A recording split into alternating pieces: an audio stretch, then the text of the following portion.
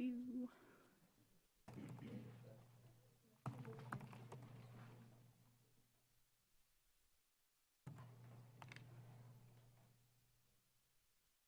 right, I will call this regular City Commission meeting of April 15th to order. All please rise for the Pledge of Allegiance. Pledge allegiance to the flag of the United States of America and to the republic for which it stands, one nation, under God, indivisible, with liberty and justice for all. As we do, we start our meeting by acknowledging that the land on which we gather is the territory of the Ottawa and Chippewa peoples, who have stewarded this land throughout the generations. Thank you for your strength and resilience in protecting this land and inspiring us to uphold our responsibilities to do the same.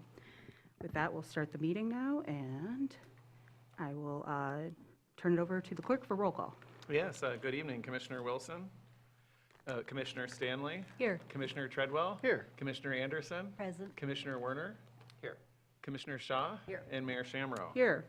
And we will now open up to announcements from the city manager. I think there's a few this week. Yes, I do have a few. Thank you, Mayor Shamrow. I did want to say that Chet Janik, the interim assistant city manager, this is his last board meeting, and I just wanted to publicly thank him for the service that he's provided, the support to me personally, but also just to the city of Traverse City. He really dove right in, and that really helped me in my first 104 days on the job.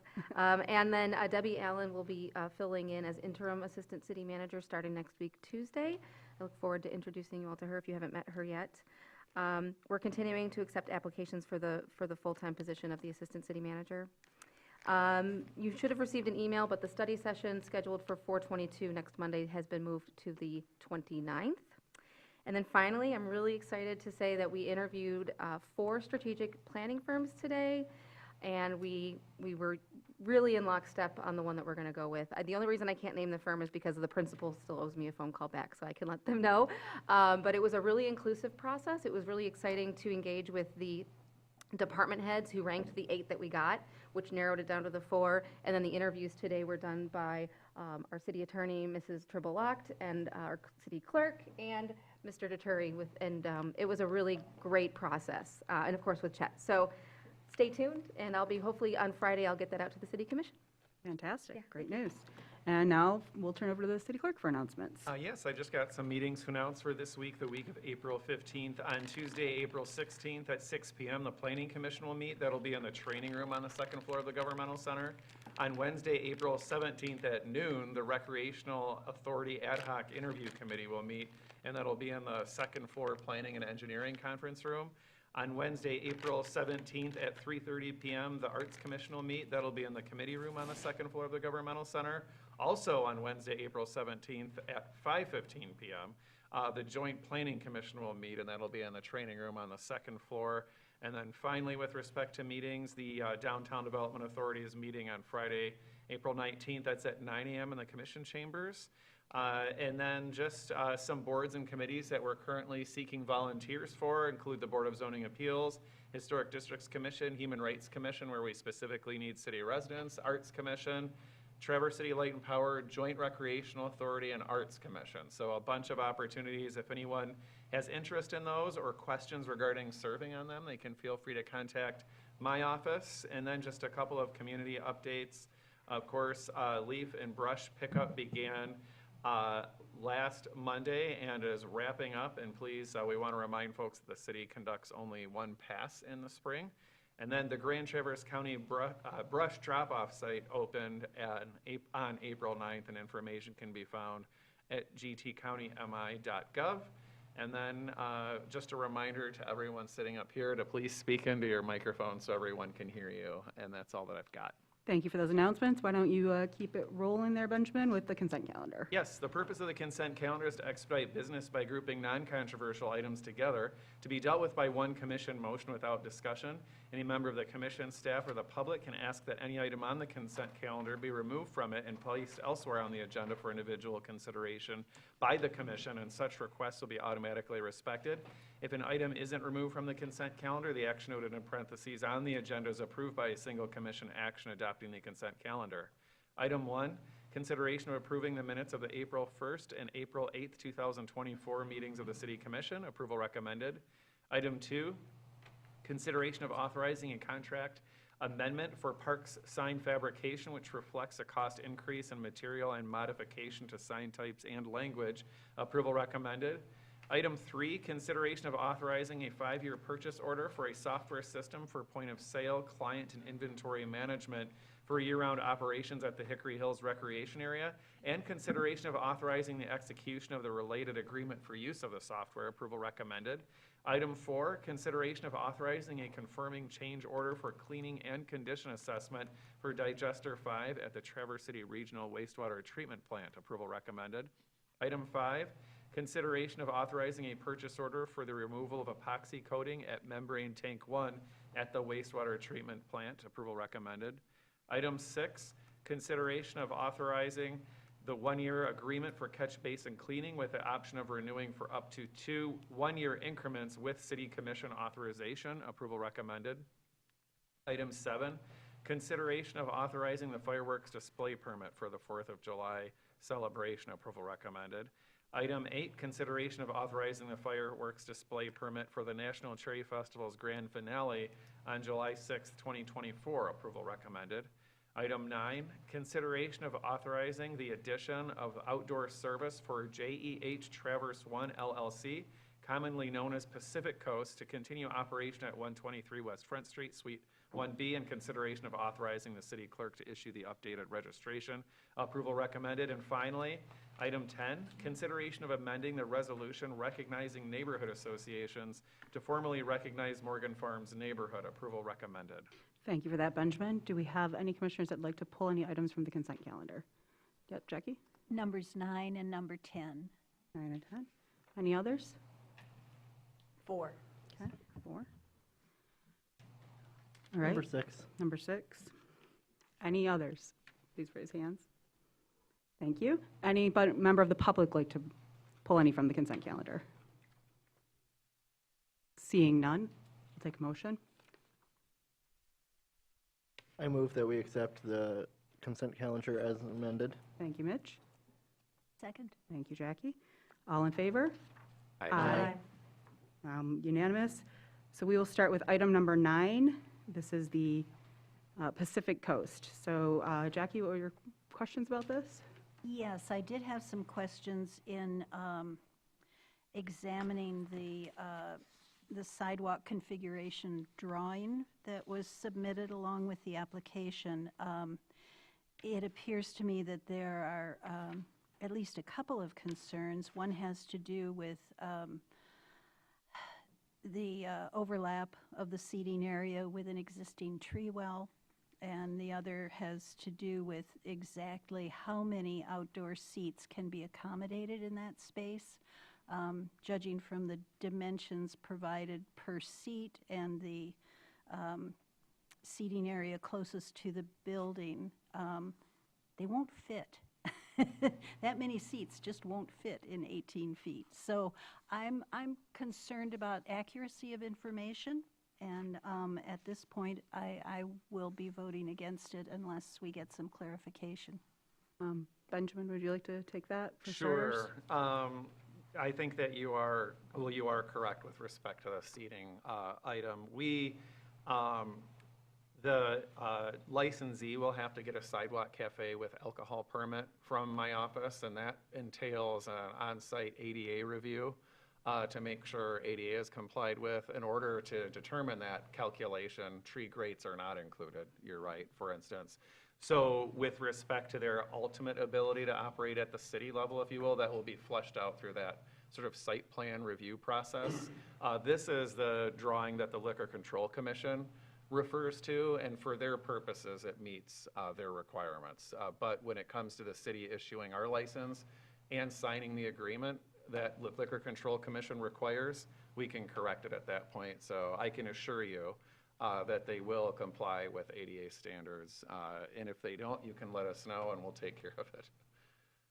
But this step has to come before that step, correct? Yes. It's a weird sort of the way the flow goes in terms of the state comes first, but we actually catch that later in our review process. Thank you for the explanation. Okay, any other questions? Go ahead, Mitch. Just a follow-up on that, that although this is Front Street in our downtown area compared to the blocks of East Front Street.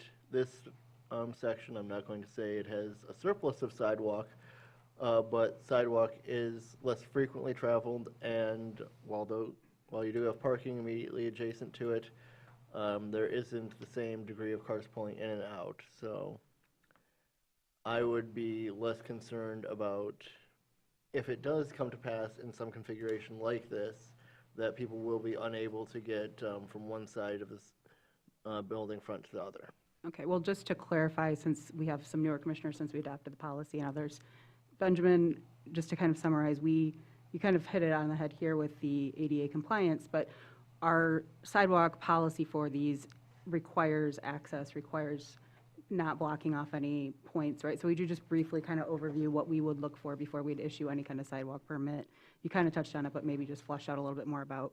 Sure. Any So, impediment? for instance, the ADA requires 3 feet of minimum width, if you will. The city's ordinance goes beyond that and requires 5 feet. And when we make that calculation, it has to be linear, so it's not like this zigzag sort of situation in terms of measuring.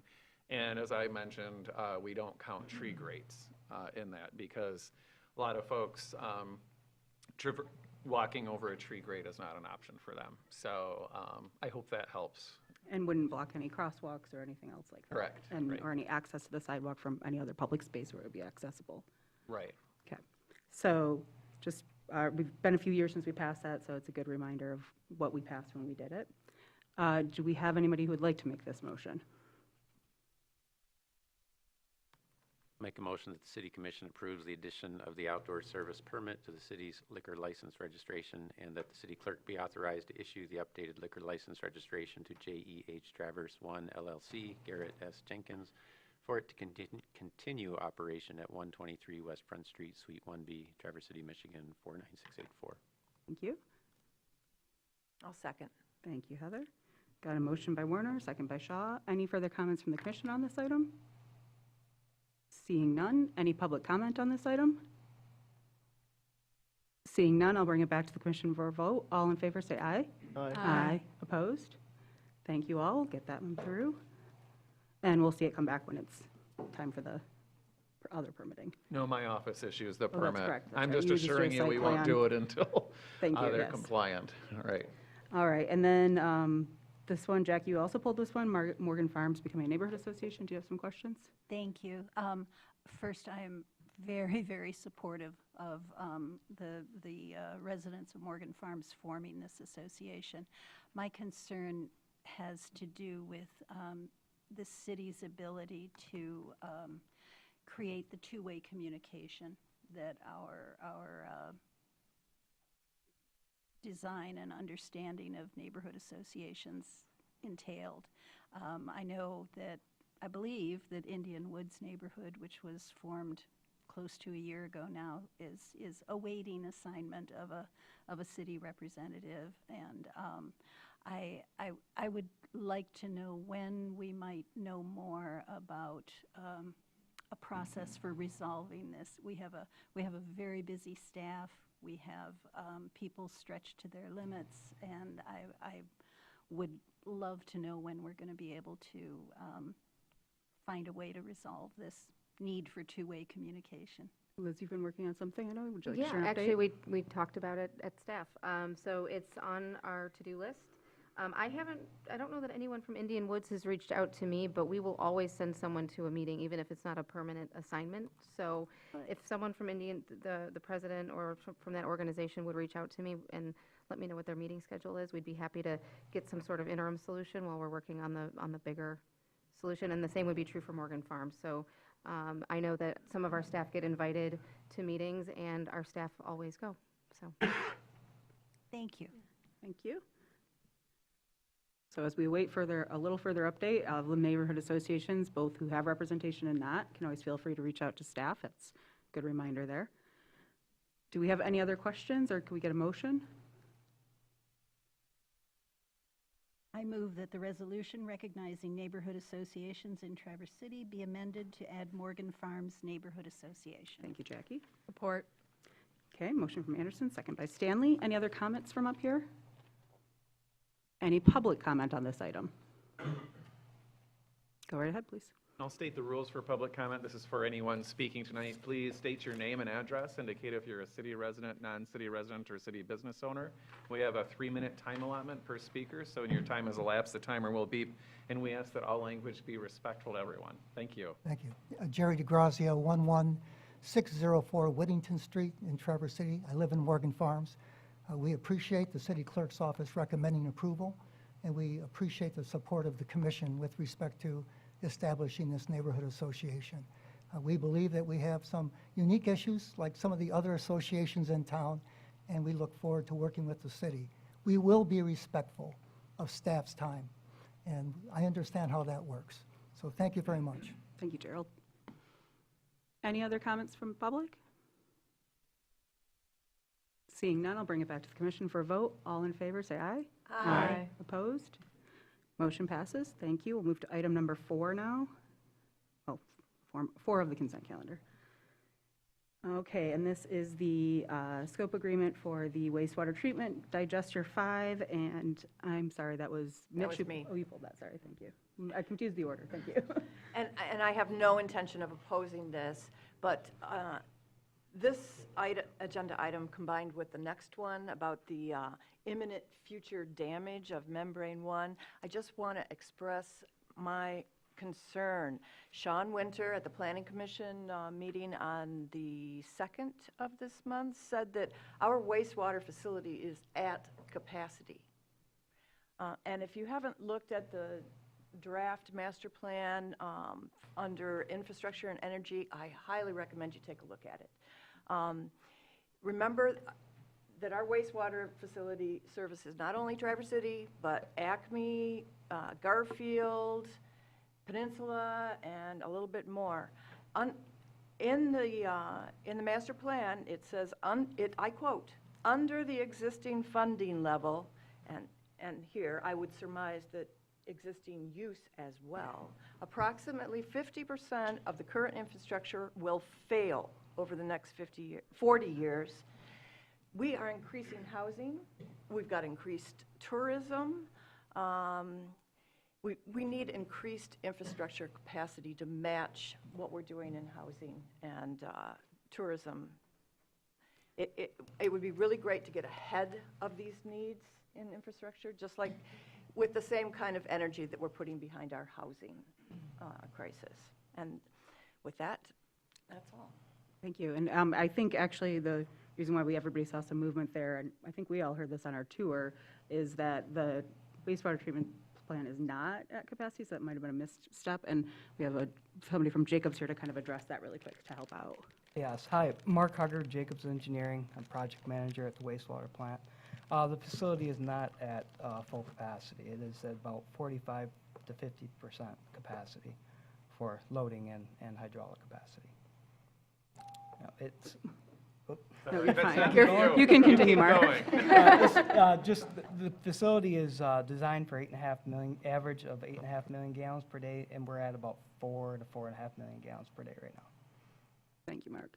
Yep. So while we do always want to keep an eye on our infrastructure for sure, I just wanted to correct that before it got out there in headlines that we're at capacity and we are about 50% right now. But the points are valid that we always have to be careful about our growth and the growth of those who are using our facilities as well as part of contract. And Lauren, do we have certain stipulations in our contract about that kind of usage? Absolutely. So our partners in the wastewater treatment plant are the surrounding townships, and there are provisions in the master sewer agreement that address what happens at certain checkpoints as capacity goes up, and what kind of planning needs to go on, at what times, at what levels, and so forth.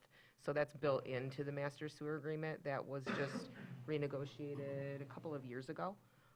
So that takes that into account. I hope so. Never hurts to revisit some of those things as they happen every few years and not always are brought up. Mitch? I'd also stress that looking within the city, our population used to be higher than it is right now. So just because we are currently in a growth cycle doesn't mean that we haven't had literally more toilets being flushed in the city 30, 40 years ago than we do right now. Okay, thank you for that. And just because at one point in time, a certain amount of infrastructure would be projected to fail within a length of time, that accounts for us not doing things like replacing membranes when they need to be replaced. Thank you. Yes, that is correct. So are there any other comments, or would somebody like to make a motion?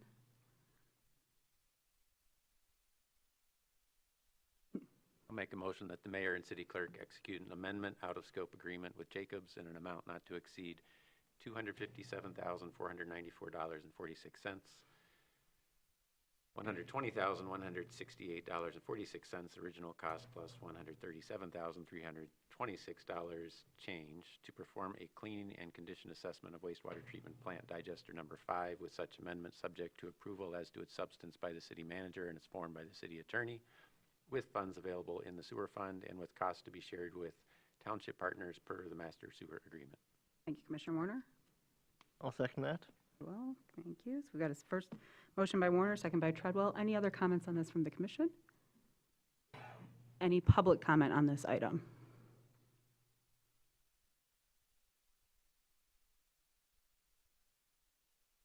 Just Reed, 630 Cottage Drive, Apartment 1B, Traverse City, Michigan, city resident. I do have a question, and that is, didn't the city and county hire a firm jointly to look at facilities for the next 10 years, 5 years? And in that, wasn't there a mention about what to do with the stormwater, the sewer plant? That's all. Thank you. Thank you, Justin. Any other comment? I'll bring it back. Was that part of the facility study? I know that the buildings like this one that we're in right now were, but I don't think so, because we have those individual contracts with the townships, not with the county. So that tends to be where we address some of those issues. But thank you for that, Justin. So bringing it back, all those in favor? Aye. Opposed? Motion passes. Thank you. And lastly, we will move on to item 6. This is the one-year agreement with the catch basin with optional renewals for up to 2 more years with the city commission approval. And that, I believe, was you, Mitch. Thank you. Yes, I'm not opposed to this. I'm in favor of it. I'm just taking the opportunity, since we have a different collection of members of the public in the audience and quite possibly watching at home, to reiterate my PSA from 2 weeks ago, that when this contractor goes around cleaning catch basins around the city, they are operating based on where we know catch basins in our stormwater management plan. That plan is from 2007, which is 17 years ago, and it does have errors, omissions, and inconsistencies. So if you notice a catch basin not being cleaned when the truck is going down, please let the city know, because it could be one catch basin that should be getting cleaned that isn't in our maps in our database, and that's how we find out. And also, there's private drains in various places that may or may not be connected to the city system and may or may not be getting cleaned out as they should be. Thank you, Mitch. All right. Any other comments on this item, or could someone please make the motion? I move No, thank you, Jackie. that Taking a big the one. mayor and city clerk be authorized to execute an agreement with Rogue Industrial Services of Bloomfield Hills, Michigan, in an amount not to exceed $99,003.20 for cleaning of 1,450-plus city catch basins, 250-plus MDOT catch basins, to be reimbursed by MDOT, and 20-plus Grand Traverse County catch basins for the 2024-25 season, to be reimbursed by Grand Traverse County, with an option of renewal for 2 additional years in 1-year increments if the price remains the same, if such is authorized by the City Commission, with funds available in the local, major, and MDOT highway funds. Thank you, Jackie. Support. Thank you, Mitch. Okay, we got a motion by Anderson, second by Treadwell. Any other comments from the commission? Seeing none, any public comment on this item? Seeing none, back to the commission. All in favor? Aye. Opposed? Motion passes. All right, we'll move on to old business now. We've got some, I think, good updates from our collective bargaining, so I'll hand it over to Liz. Thank you, Mayor Shamro. Yep, before you for approval are 4 agreements with Teamsters Local Unit 214 for approval. These are 3-year contracts beginning July 1 of 2024, ending June 30th, 2027. And you'll also be approving an MOU to extend the POAM contract. And our Human Resources Director, Christine Bosley, is here, and she and I are happy to answer any questions that you may have. Do we have any questions about this item? I think we all got briefed pretty recently. Okay. Seeing none? I don't, oh, wait, Mitch, go. Okay, go ahead, Heather. It's not a question, it's just, there was a big change. The residency requirement has been pushed out to 30 miles. That's major news, because it was at 10? 20. 20, oh, it was 20. Well, just that extra 10 miles helps a lot to get our police officers, fire officers into the empty positions. Absolutely. It does make a big difference, and it's already making a big difference, so thank you for noticing that. Yes. Mitch, did you have your hand up? I would like to speak on that same issue, that while I can appreciate that expanding the residency requirement from 20 miles to 30 miles does make it easier for us to recruit and retain employees in departments like police and fire, for those specific emergency personnel, it doesn't make it actually makes them less able to respond in a quick emergency if we need to, if they're living farther outside of town. And I would question if it's in keeping with what we want to promote in terms of people living closer to the urban center where they don't have to drive as much. But I understand the needs of having the best workforce that we can.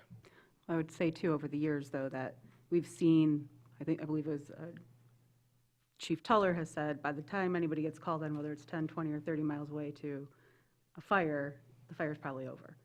We have a lot of people on, we have a lot of more mutual aid contracts than we used to with all of our surrounding neighbors, and that, I know that tends to be a way, not just for fire, but also police, for them to do that. So I just want to reassure people that this isn't suddenly leaving a gap, that if there's an emergency, it'll just be a couple of our officers showing up and all by themselves. I don't know if Chief, I know, is here if you wanted to address that, or you think that was a good enough summary.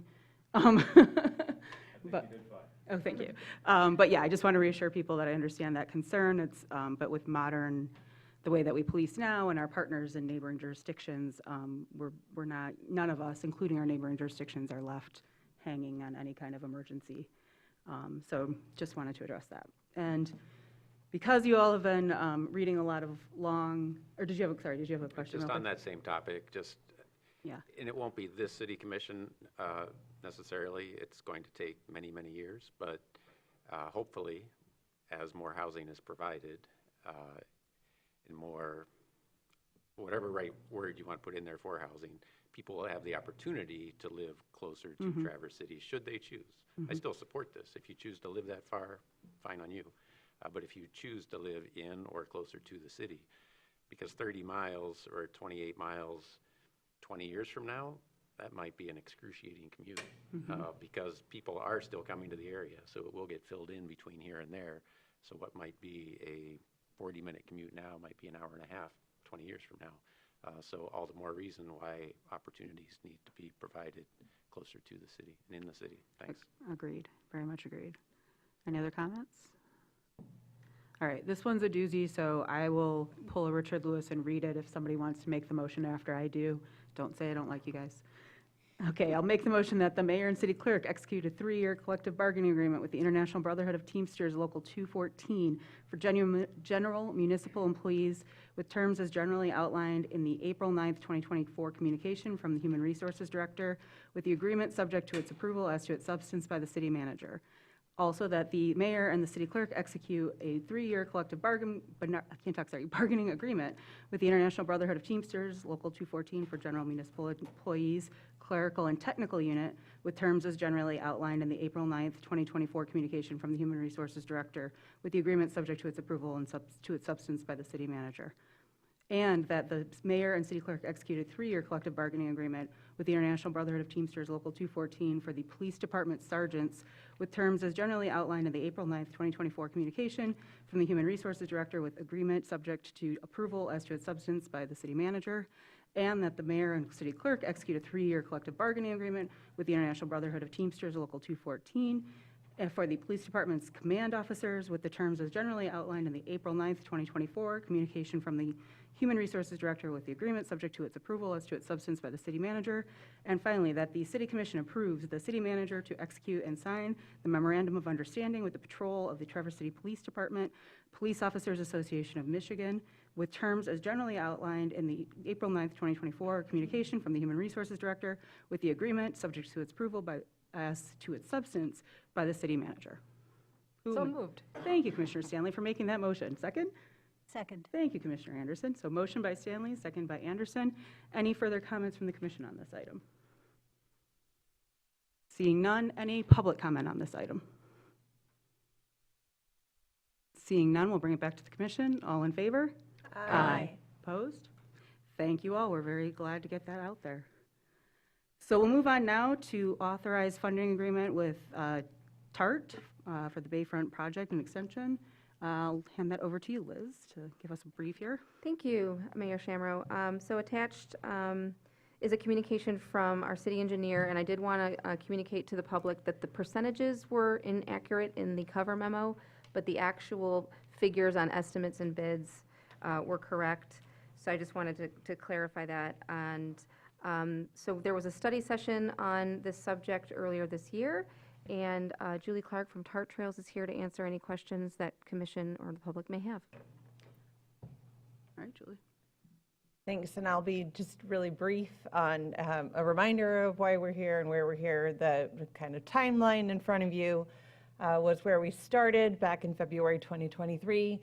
With me this evening for questions is Chris Cushman, who is the trail planner that's been working with the partners at the city and the DDA. This is a partnership between the city, DDA, and TART Trails. We're delighted to be here. We're bummed that Ann and Sean are both missing tonight, but we will do our best to try to answer questions that you might have. So Harry Burkholder with DDA and Chris Cushman are also here this evening. I do have a map because I love maps. So if you're interested in kind of where it's going, if I knew how to go to the next page. Arrow or space bar.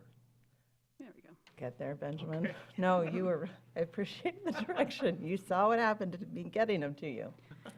So this is just the scope of the project again.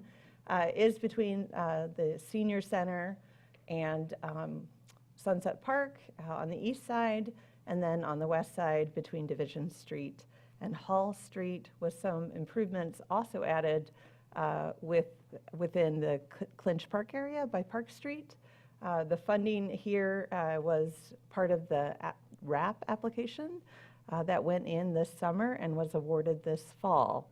And at the March meeting, the waive, you chose to waive, I don't know what it's called. You let Elmer's be the sole bid. And they came back just recently with a bid that was slightly over, but still within overall budget. So before you tonight are all kinds of, you heard you read that motion, Mayor Shamro. There's another one coming at you that contains multiple pieces, which include both the construction contract and funding agreements between the partners and RAP. Thank you for that. So I'll open up commissioners. Do you have any questions for Julie? Well, Jackie first. Sorry, it was a race please, there. go ahead. Just a clarifying question. The total cost that's seen here is only for sections 1, 2, and 3 identified in your map, correct? That is correct. So does that represent roughly half of the distance and the expected budget, or more or less? I'm going to look at Chris Cushman because me and distances and directions. This project is roughly 4/5 of a mile, and the overall project is just under 2 miles, so just under half of the full scope of the Bayfront Improvement Project. Okay, and that does not include the sections west of Division, correct? Correct. Okay. Okay, other questions? I think Tim, you had your hand up. No, No, please. no. Okay. Well, feel free to jump in. I have a bunch of questions and comments. And it's no secret that I've been opposed to this project generally because I didn't see it as a high priority. But the city has decided it is a priority, so it is moving ahead. So with it moving ahead, I'd like to see it be the best project that it can be. And we have a bunch of high school students here this evening. I've got 2 kids in college, and apparently taking a class pass-fail is still a thing in college. They might call it something different. Allows you to take a class you might not otherwise take, usually not in your major. But for doing a project for the city, yeah, this would probably pass, but we don't want like a C grade on a project that then we as a city and a community have to live with. And right now, to me, this is a C grade. And that's what then I'll get to in my questions. And part of why I think we need to do better is we have to be able to explain, we and others in the community have to be able to explain to members of the community that might oppose it, why it makes sense to spend limited funds on this project. And especially in light of what was just said, there's more to the project to come. And for us to say, trust us, just give us more money, without being able to point to something and point to how well it's been done, it might be a non-starter. So it's in our interest to make sure this is really well done. And so most of my questions get to access to these 3 sections. Because if you zoom in on the engineering drawings at really either end of these 3 sections, and then spots in between, it's not clear how, say, grandma that's my neighbor gets to the senior center, or a young family with a 5-year-old on a bike and another youngster on a trailer bike, access segment 3, either from the west end or the east end. So if you have the drawings, I'm happy to, I won't go through every single one, but I want to be supportive of this, but I can't support it as it's currently done. But I'd love to go through maybe starting at the senior center, because that's really what sold this to the public, was access for our seniors. But right now, where does the senior come from? Either, both questions, walking to the senior center, say they're coming from the Delamar, so we can ignore the part that's missing right now at the Delamar. Say they're coming from the Delamar to go to the senior center. They get to Hastings. How does that work? Where are they expected to go? Hastings. So if you're coming from the Delamar, the trail will be constructed through Sunset Park, through NMC, so that'll be improved from the sidewalk it is today. They cross. Sorry, so more, like, all of my questions are more specific, like at the end point. So as they get to Hastings, because when I look at the Hastings You mean Barlow? crosswalks. You mean Barlow? Barlow, right, Barlow. sorry. Barlow. That's where we're all Thank you, confused. Barlow, that's why I messed it up. You get to Barlow, where does the pedestrian go? Because suddenly the crosswalk in front of them looks a lot different than the trail they were just on. The trail across the crosswalk looks different than the trail they were just on. Like, how does it make sense for a senior that's walking that way? And where are they expected to go currently? Through the crosswalk that's identified on the plan set. Okay. And continue, To the senior center. well, then they're on the property and take that left turn. So, right, we have been working with there's 2 kind of separate projects happening between the senior center and the trail itself. So we are expecting that there will be a connection to the senior center from the trail. Well, there's one on the final plans drawn here. Mm. There is, okay, but then even at that crosswalk, how is that crosswalk any different than the one at Garfield on the TART Trail, where it's offset from the main intersection, and it's not intuitive to most users because there's a traffic signal with walk signs way over here and nothing right where we are, because nothing against seniors, but the senior up walking to the senior center, she has friends showing up at the same time driving that maybe they shouldn't be driving because their reaction time's not so great. So somebody turns the corner and they're going to stop at this crosswalk.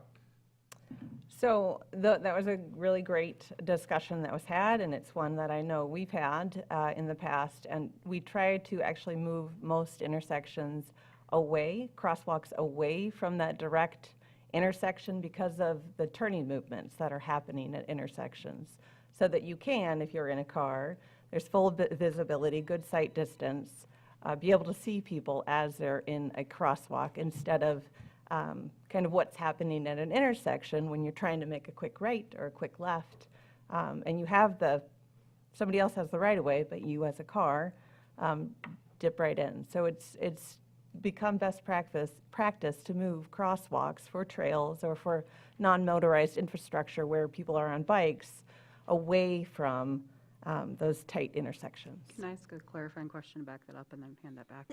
So Tim used the example of Garfield where, and I'm familiar with that crossing too, the one down by Parsons, correct? Is that the one you're talking about? Yeah. It changes to Parsons there to make it more confusing.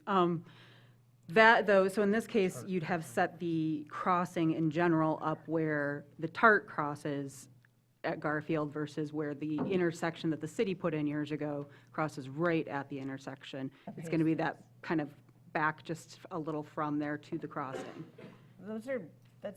It's a bigger gap there, but. Big road Yeah. compared to a dead-end street. at Right, but I mean, Barlow. the crossing is going to be moved back slightly as opposed to right at the corner like it used to be, or like what Commissioner Warner is talking about. It's back slightly so the cars have that radius. Yeah, and that is by design, Okay. to give a couple cars the ability to, if they come off the street and they encounter a pedestrian or cyclist in that crossing, they have the ability to stop before they either get to the path or get out of the vehicle lane. In addition to that, the road, Barlow, is still Barlow at that time, so it's a street. So the vehicles do have the right-of-way. So the trail has the stop signs. There's a speed table there also to give additional emphasis to that crossing. So with that queuing ability of cars leading up to the crossing, having the speed table, having the trail users stop, those are elements that are in place to help address that very issue. Thank you for Sorry, answering my said the question. vehicles have the right of way? I'm yielding to you. So grandma is partway across and the vehicle comes whipping around the corner and you're saying the vehicle has the right of way? A trail stops to a road, yes. Not within a crosswalk, just No. like every other street, per the ordinance that Traverse City has. So if grandma's in the middle of the crosswalk, cars have to stop. And how are we letting the driver know that? With the crosswalks. That the car. That somebody in the crosswalk is allowed to be there, I assume the same way you would across the rest of the city. but we don't? So was there discussion about what signage, because I know there's lots of discussion and there's sign tables in here about what signs go on the trail and such. Is there a sign here? that- Yep, there's a sign crossing from both directions, in addition to For the motor vehicles is what I'm asking for. to motor vehicles, yes. Yep. What sort of signs? The yellow with the, That don't say anything about stopping and not running over grandma. So that's the type of improvement that we could make for consistency is stop for somebody in the crosswalk, please, with the little, they're effective. Because where we have them, people stop. Where we don't have them, people don't stop. sure. And this isn't directed at TART. You guys advocate for getting the trail. You've done a great job. We're getting the trail. This is on Progressive AE. To me, they've done a C sort of job on this. Well, this was a collaborative effort between not only TART Trails, but Progressive AE and the various city departments that put eyes on this and tried to come up with the best solution. There's always room for improvement, and adding a your stop to pedestrian sign, that would be a very easy addition. And then follow-on question to this is now grandma is actually on a bicycle coming from the Delamar. She gets to Barlow. I'll get the street correct this time. How is she expected to get to the senior center from that crosswalk? If you continue through the crosswalk, into the path in front of the senior center. There is a connector into the senior center. Okay, if and I'm then was understanding. there discussion at these meetings about minimum turning radius for bicycles, especially with seniors on them or young children? I know like radii are called out all over the place on here, but not about tight 90-degree turns. There was discussion between the city, I'm sorry, the senior center planning and the trail, and there was discussion, and the outcome is what you see. But this is everywhere in the plan. Like, no place that I found one place, sorry. There's a flare over between Hall Street and Oak Street someplace. There's actually a flare by Bay Street. It's the only place I saw any sort of flare from the multi-use trail to a 90-degree connector to allow for somebody who maybe is not a type A cyclist to make a 90-degree turn. So that's the type of detail that should be incorporated every place where there's a new 90-degree turn, to acknowledge that we have seniors in our community that like to ride their bikes, and they might be on an e-bike even nowadays. Sure, but also that design helps a cyclist as they're coming up to basically cross traffic. If it was flared, it's kind of a subtle cue that they can just merge right into the trail. But when it's a hard 90-degree edge, that reinforces a stop, and it's just one of those design elements that helps have potential conflict between two different directions of cycling. I'm not following. It's No, just- so you want grandma to stop and get off her bike and turn her bike 90 degrees and then try to get back on it and start up again? No, but it's an element to avoid just flowing into potential side traffic. There's got to be a happy medium between a perfect 90-degree turn and a sweeping racing bicycle, take it at 20-mile-an-hour turn. Sure. That's And then what is the current, so starting at Barlow now, we can work the other direction. Actually, before we leave this stretch, both for this stretch and others, but especially here because it's in the trees, is there a lighting plan? in front of the senior center, I'm sorry? Yes, along the multi-use trail on the senior center property, especially because it's going through the trees. Not overhead lighting. That section is the pilot section for the glowstone, How long are they expected to last? overnight. I don't know, how many years? Depends on, it's really unknown. That's why it's a pilot project, so we can basically test a small segment and see how it fares to plowing but it's 500 feet, and it's it's our first go at it to see how it holds up. Was there discussion of overhead lighting? Not in this project. Okay. No. And then moving, to the west at Delamar, that's a huge obstacle as far as we'll have this nice new trail headed to the east, but at Delamar, we're still putting everybody, walkers, bikers, including grandma, on a 5-foot wide sidewalk right up against whatever we call it. I'll call it the Parkway still. That's just what we have still? Public domain gives us. No, I know that, but so how do we justify again to the public that, yeah, we're still going to invest all this money here?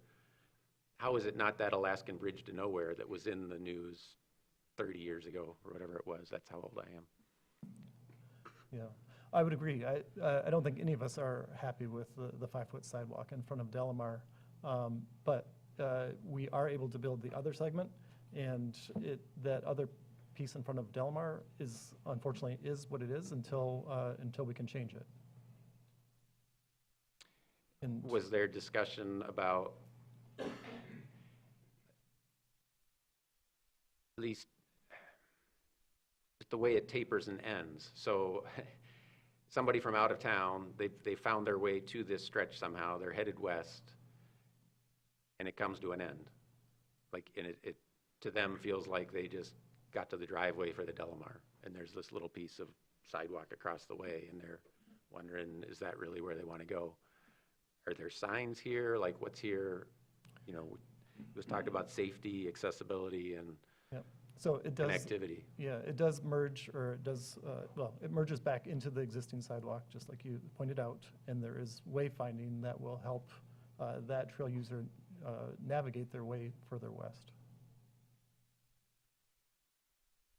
It's certainly not perfect, and none of us are comfortable with it, but it's a piece that we will continue to work on, and as the opportunity comes along to address that, we will certainly be there to first in line.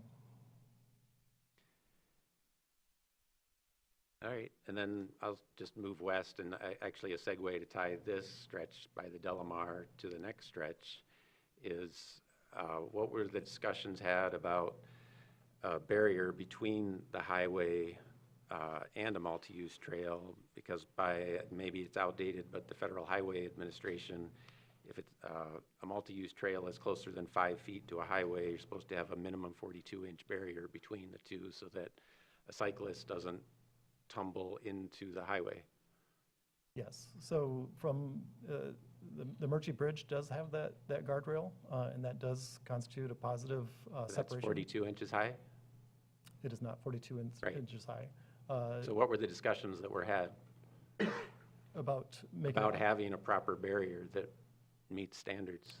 I for think recommendations? that predates me, but I think that if I understand it correctly, the discussion was balancing the guardrail with site obstruction to the bay. It's my understanding.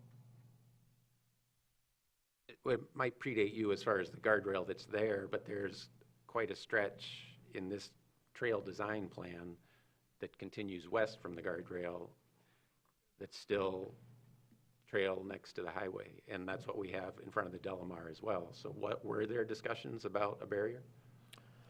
There were, and just to be clear, that's outside of this project scope. Our match line is a little bit to the west of there. So MDOT is building almost all the way up to Park Street. And so our project matches their trail construction.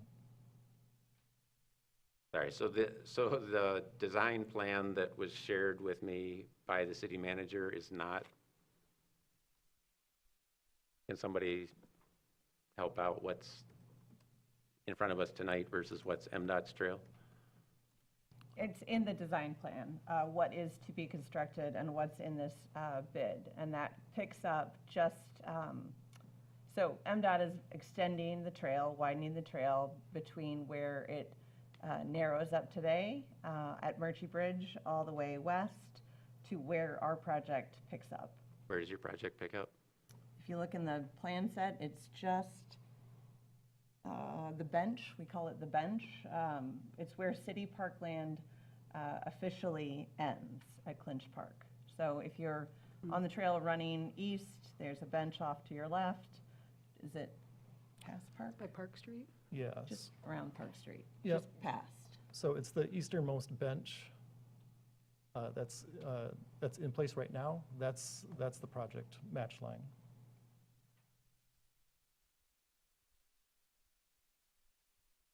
So on the engineering drawings, between 54 and 55, do you have the engineering drawings? Not up here, no. So between 54 and 55 is where the tree lawn between is completely eliminated. So halfway between 54 and 55, the tree lawn goes away completely. And the trail is against the back of curb. So are you saying farther west of there is where what we're discussing tonight takes place? Yeah, I'm sorry, I've got a very, very small plan set here. But yes, the tree lawn does disappear, and that was a decision, just because that. No, that's fine. I'm just trying to get where is MDOT's pick up here. trail end and where does our trail start? Oh, our end of scope is just before Station 57.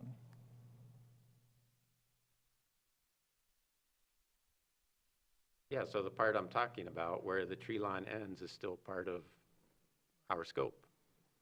Yes, everything, Right. everything west of. And that's what's here in front of us, and that's what was shared by staff earlier. Yep. Yes. And in that stretch, Is that barrier? west of 55 all the way to 57, the trail is right up against the highway. So back to my question about a barrier, how about let's have a barrier? So Protect that, the little kids, protect grandma. sure. That trail does not go all the way up to edge of curb. It shows asphalt going up to curb, but it's basically covering what you've referred to as the tree lawn with asphalt. Yeah, but I'm guessing it's still within 5 feet, which is the Federal Highway Administration's recommendation. And there is no barrier that's been identified through there. MDOT is extending just farther, correct? Correct. Yeah. So there's currently, you're right, there's no barrier called for, there's currently no barrier there. What this plan does is call for a little more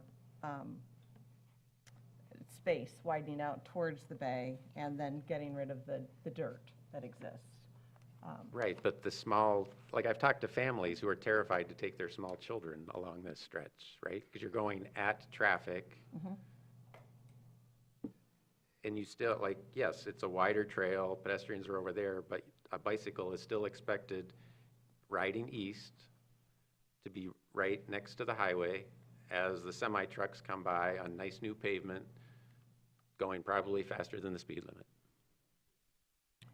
And that's why the trail is wider and has been extended towards the bay. But we are happy to go back and see if post-construction, just like was done before, a barrier could be extended.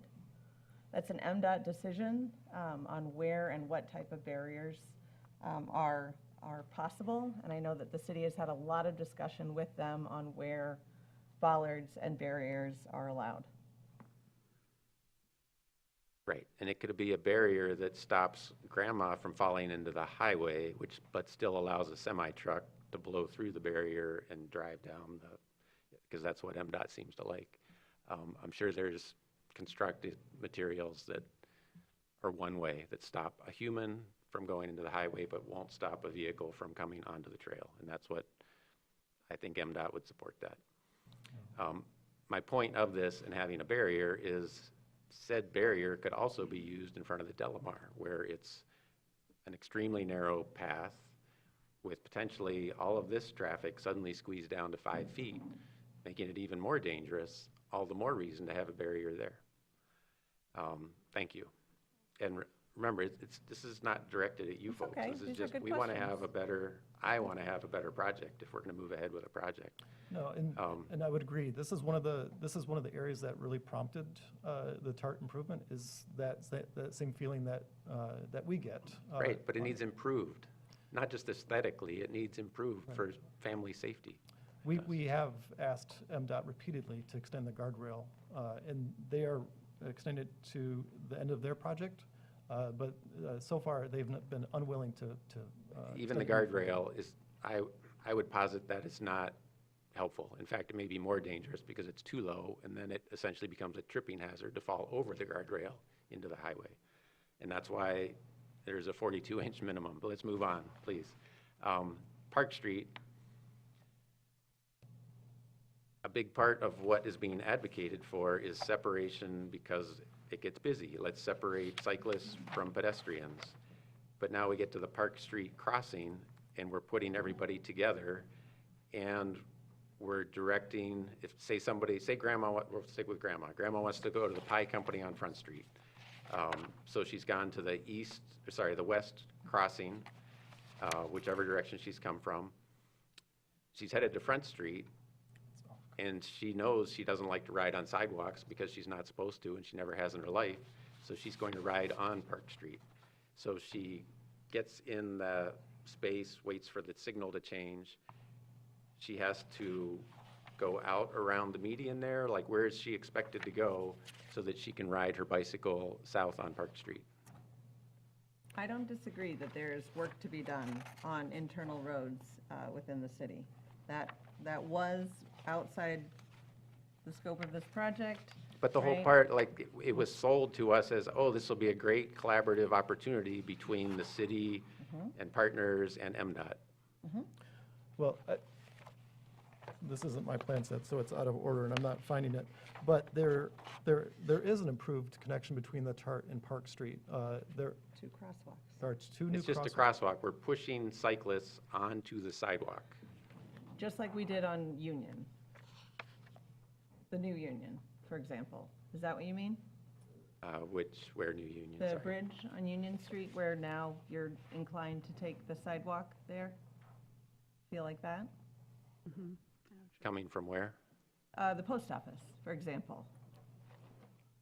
We're not going to debate. We lost. do think, actually, a lot of cyclists are going to jump onto that widened sidewalk, that now you have 2 crosswalks to get to, unlike today, when you have to make a very complicated, non-intuitive decision on how you're going to get. I actually think we'll have more of a problem that I can't wait to solve with the city, in that cyclists will go directly from the westernmost crosswalk right onto that sidewalk over Park Street. I think that's what will happen, which will give us a great opportunity to figure out what we want to do with cyclists. No, but the intersection at the multi-use trail needs to indicate that cyclists go here, pedestrians go here. Because That then could we're be done coming with back to signage. reconstruct it. So that's the type of detail that's needed, and the same as she had her pie, she's headed back to the senior center to play bridge with her friends. She comes north on Park Street, riding in the street, waits for the signal to change, rides across, and she'll take the little zigzag to pop on there. But why don't we just accommodate her? Because we'll have it marked across, here's where cyclists go, and now you're on this beautiful new trail. I think that's totally doable within the streets department. But it's part of your trail, so we're gonna cut into your brand-new trail? Well, Why don't we make it now? How about this is the first step? And not retrofitting this in a few years? I guess I'm not following. My apologies. Just if somebody is heading north on Park Street. Yep, and they want to ride their bicycle onto the new trail, east or west. Yeah, so the northbound can be on the appropriate side of the road and cross the parkway. Right, connecting and to they the- hit the curb because there's not a curb cut to get onto the new multi-use trail There are ADA ramps to get on from the road. with all the pedestrians. And we're talking about how important it is to separate pedestrians from cyclists. But the first connection is to the multi-use trail. So you go from the ramp. Grandma's merging with the families that are walking to the beach.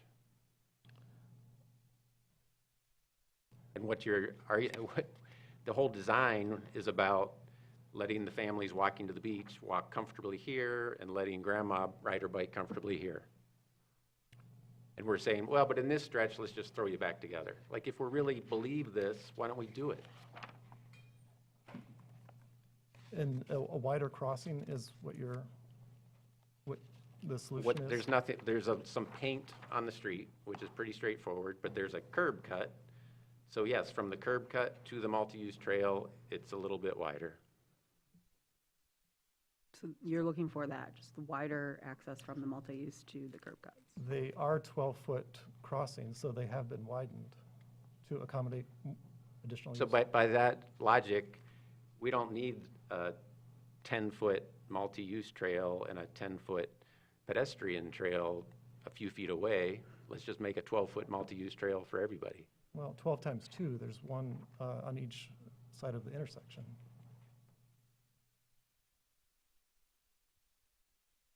Sorry, I'm just,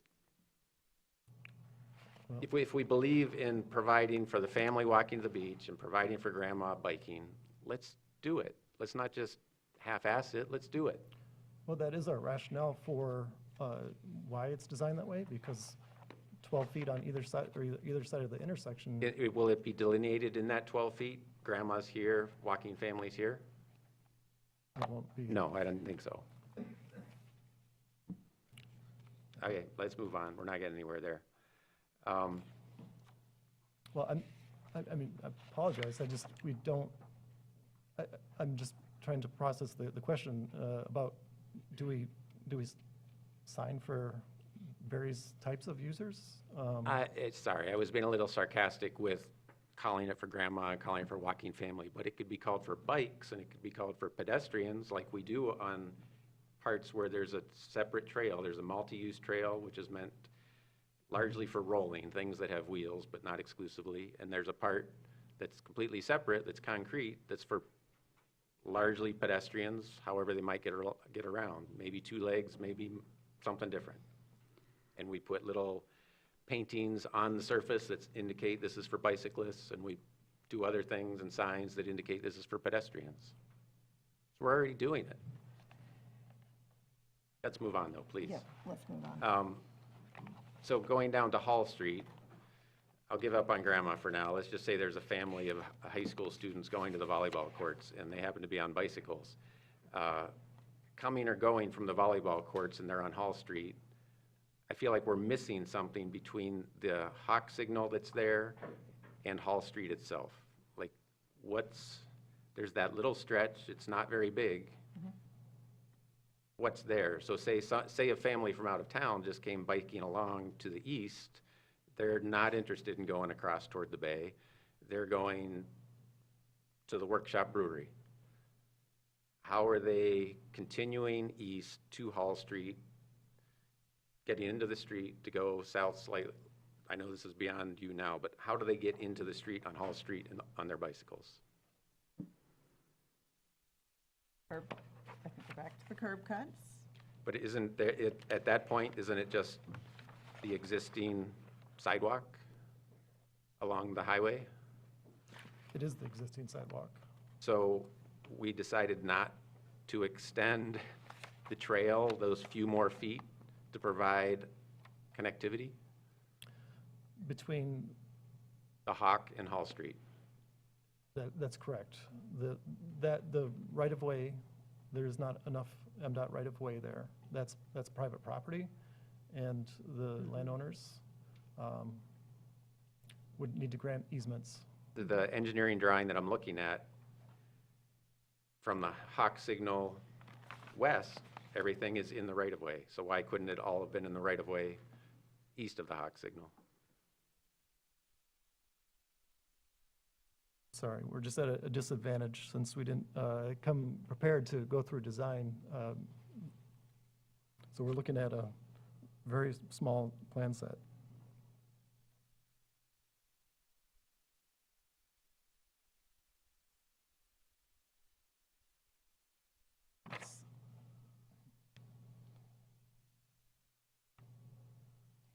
Well, while you're looking for The it, trail is just within as much of MDOT right-of-way, and it's built out within the MDOT right-of-way as much as possible. That's the short answer. no, it is built out from the Hawk signal to the west in the right-of-way. You could copy and paste, and it would go all the way to Hall Street, still be in the right-of-way. The right-of-way ends at the edge of sidewalk, the existing sidewalk. I'm looking at the improvements page in the engineering drawings. Correct. So we did look at that, expanding that sidewalk to a trail, but the right-of-way it does match the existing sidewalk edge. So that's where I was referring to private easements, easements on private property would be needed to expand No, the trail. it's not needed.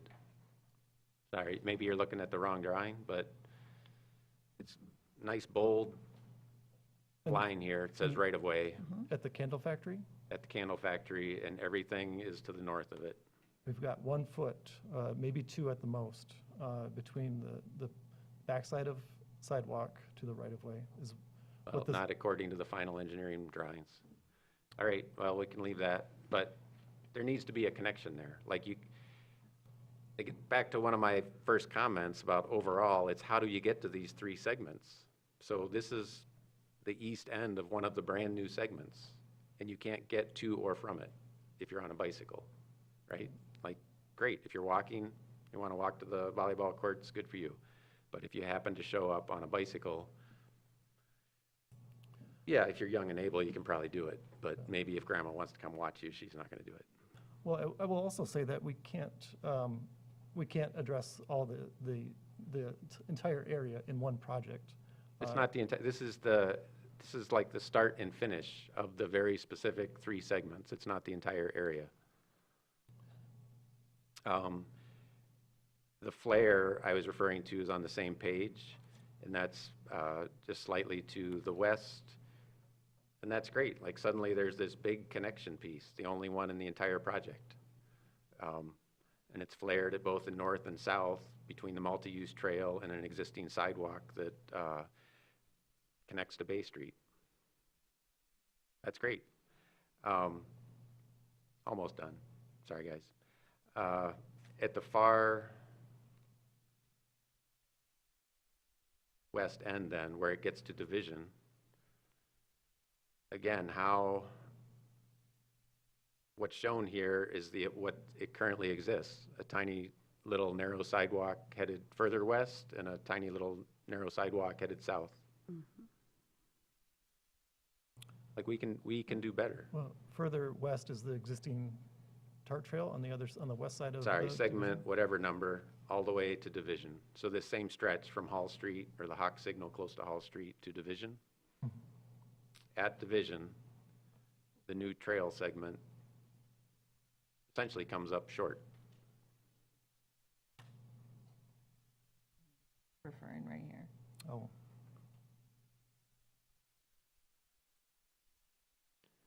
So again, it's think it's see a these like concrete tight here. 90-degree turns like I referenced before. So we're building a trail for families or grandmothers who aren't comfortable riding their bicycles on Bay Street, which is a pretty low-use street, and yet we're not accommodating them to actually get on the trail from either end. I can't see the corner detail there, but It's the existing detail. It's what's out there now. yeah, so that basically that southern corner of that intersection, that corner is concrete. It's that mountable curb with the ADA ramps going west and south. Right, and it's not enough, right? You talked about like a 12-inch crossing at Park, 12-foot crossing width for Park Street. The new intersection of Front Street and the Parkway has super wide crossings and actually a little space where it gets to the other side so people can get around the 90-degree turns. Here's another 90-degree turn with no accommodation. And again, Bay Street is a great street to bicycle on. So if you're not comfortable there and need to go on the trail, we should probably be accommodating folks to actually get on the trail. I understand. I respectfully disagree. I think we are helping people Get on the trail? Yeah. How? Through both an Oak Street entrance, where the trail does come close to the actually curb of So- Oak Street. But and- stick with the Oak or Street Bay. then. I'm fascinated. So how is that?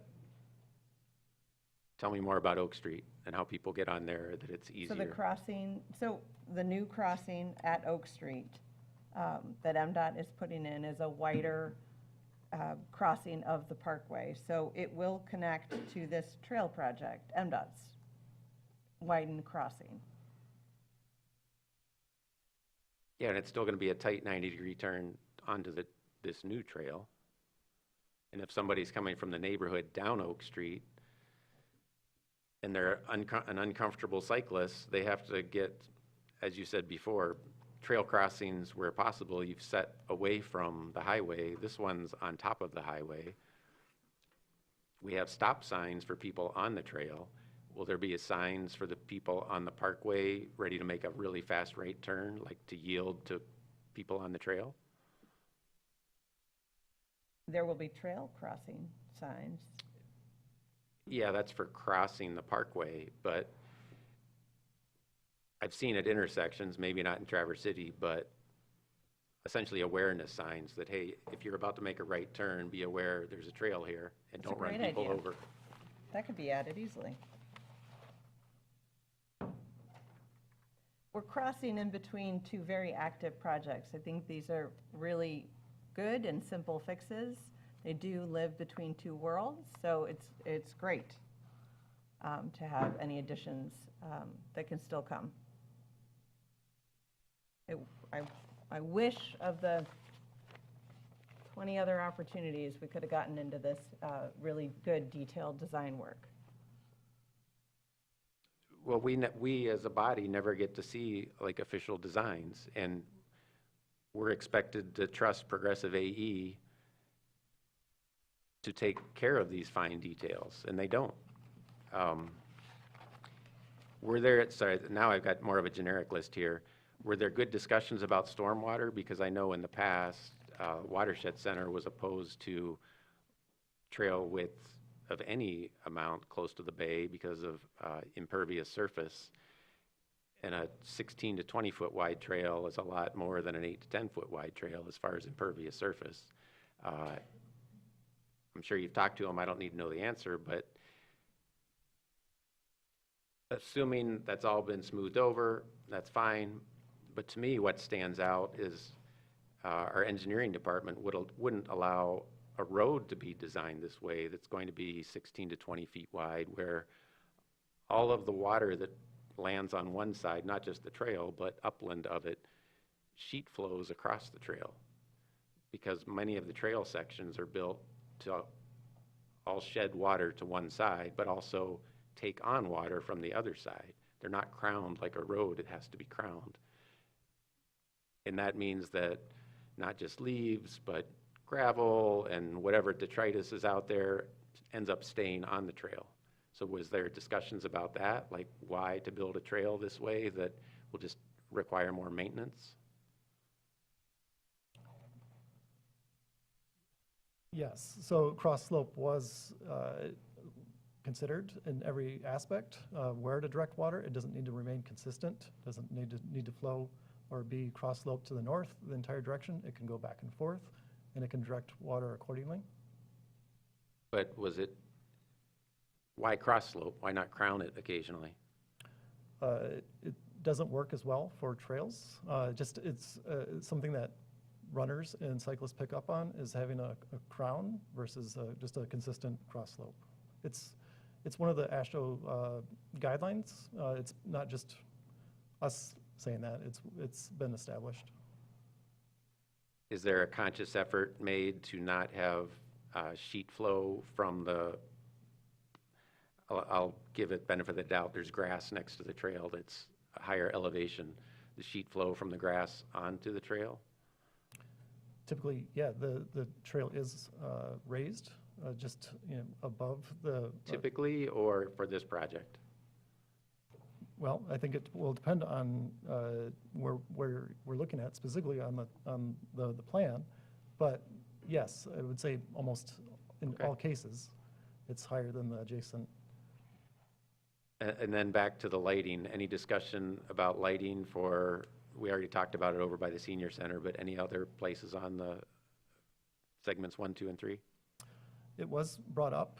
There was a number of public engagements and stakeholder meetings, and that very item, the lighting, just wasn't a priority that came back in the public feedback. Yeah, but the public shouldn't have to design the trails. They should, like if it's, part of the year here is like dark. And there's a lot Really of dark. ambient lighting along that section of the parkway. So when asked if more lighting was desired, the feedback was no. And Okay. that's, I mean, right, we try to balance these things, more light pollution, less light pollution. If we don't have to put up lights for reasons, all the better along the parkway. There's a significant amount of light already cast. Just a final comment. So there were multiple postings in social media to get the public to speak up in favor of the project. I only counted like seven emails that came to me as a city commissioner. One not so supportive, 6 supportive. And I tried to engage with several of the folks in support to ask why. Like, again, how do we justify this to the public to spend tax dollars? And the best interaction I had, like back and forth with somebody, was that his family finds that our streets don't feel safe enough for the young children to bike across town on the streets, so they prefer to use the trail along the bay, which is a fine reason. It's a very good reason, but it's also a reason that we should be investing in our streets and not just directing all the money toward the bay. It can be a yes and, it doesn't have to be an either or. That's all, thanks. Commissioner Moore, any other commissioners have questions? Heather? Yeah, I actually had this in my notes at last week's meeting when we were looking at the MDOT plans from going up to Cherry Bend. And it had to do with the bike lane being, or the whole trail being right up against the highway, particularly as you get from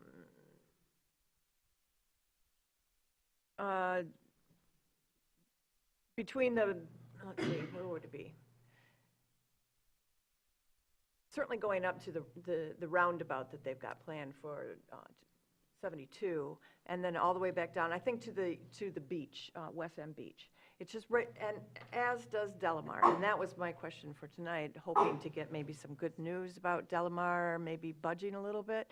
But I find it to be terrifying to be right up against the traffic like that, with there's no delineation at all. But they do make these like delineated posts. I don't think that they do anything except it's a visual for the bikers, pedestrians, and the cars. I think they probably fall over if you run into them. But I would think that all along, and paint, and you've got a really wide trail. I mean, 8 feet for a bike trail is pretty wide. So to take a little bit, and it does increase speeds, I think, the wider the trail, the faster the bikes go. But to take a foot and a half of that and to put those, to try and figure out how you can get those delineated posts, which are probably the least expensive and the least disturbing to the view of the bay, certainly, and get them put in regularly along with a painted, lines with the posts in the middle. I think that this is really important to figure out. In this part of the plan, the only place where you're running into that really is at Delamar. But the next plan, that's a big, long, probably over half a mile, maybe half a mile, maybe a little less than half a mile, that you're right up against the traffic. So I wish you would look into that, please. Sure. Yeah. And you're speaking of West End Beach up to the M72 roundabout? Yes. Also at Delamar you're talking about. Yes, and this time But also around, at I mean, Delamar. you've got a chance to just do something in that small space in front of Delamar and see how it works. That is one of the things. It doesn't provide, the absolute, reinforcement to prevent somebody from crossing in there. But we've been looking at wave delineators, flexible delineators, something to basically establish that corner. So. Right, because you could have bikes fall off the curb, too. Absolutely. And just so that traffic is aware that bikes are right there. And I think everyone will you'll just feel safer, even though you're not really any safer, but you'll feel safer. It definitely helps communicate that curve and that how close it is. Other commissioners? I'm going to weigh in a little here really quickly and say, what I'm hearing is amongst a lot of the points that have been brought up here, some signage, which we've heard, some appreciation for bringing that up, some barriers. And I've got to say that right now, this whole process reminds me of when we went through the charrette for 8th Street. And when we went through that process, boy, it's a real garbage street, isn't it, right now? I personally don't think that. But there were a lot of people who had very distinct opinions of what it should be, and that having the trail, the wider sidewalks go up to Woodmere but not continue on, we're going to confuse bicyclists, and nobody's going to go up to the intersection at Boyd to use the crossing there. And people have adapted, and people use that both to get across town and onto the trails. And what I see here, and part of the reasoning for that wasn't that we didn't want to do more than we did. I think we did a great job with what we did, but also some of it is money. And I look at this plan and see what we're talking about today, and I see, I think it was Commissioner McGillivray, who I used to serve with, used to say, don't let perfection get in the way of the good. I think we've put some really good suggestions out here. I think that there's more that can be discussed, but I also think that some of this is perspective. Commissioner Warner thinks there should be more lighting on the trail. As a woman who reads a lot of articles about lighting at night, I don't want brighter lighting on that. It messes with your vision depending on if you're going in and out of it, and can make you more susceptible to not seeing people coming out from the sides. I think that we've got a pretty good design here, personally. And I think that there's been some great suggestions here that sound like they can be implemented and acted on. I'm hearing a lot of agreement from our partners up here. And as someone who would consider myself a grandma on a bike, I see a lot more opportunities to access the TART Trail than I do right now. Am I going to use Oak Street? Probably not, but I'm probably going to use some of the other crossings that maybe aren't as popular, are more popular, and just do what I need to do, because that's just where I'm at. And I think Commissioner Warner has brought up a lot of points that had a lot of agreements from up here, and where it seemed like it was doable financially, we can do those. So I think this was a really great discussion, and I think that everybody brought a lot to the table on it. And I think that that's where we are today with our time and our money and our plans, is where we are right now. Is it perfect in everyone's eyes? No, but every good project we've done is not perfect in everyone's eyes. That's kind of how we started out the whole charrette and the 8th Street process was, if you think that this 8th Street at the end of the day is going to look exactly like you wanted to design, everybody's going to be disappointed. And that's sometimes how these work. But are we going to have a really good project at the end? It seems to me like we would. So go ahead, Tim. I know you're going to disagree. That's okay. Yeah, I disagree, and I was just asking about lighting. I wasn't saying that's something I need to have. What I want is better, like right now, back to the pass-fail. To me, this is a very low C, if I was giving it a grade. We could at least do a B+. I'm not even asking for an A-, just a B+, and this is like a disappointing C. Yeah, the whole don't let perfection get in the way of something better. Like, this is nowhere near asking for perfection. And doing something mediocre, I just can't support. And right now, it's mediocre. And if we expect to be able to ask the public for millions of more dollars to build more trail along the waterfront, we need something that's at least a B+. Thank you for sharing. Anyone else? Would anyone like to make a motion?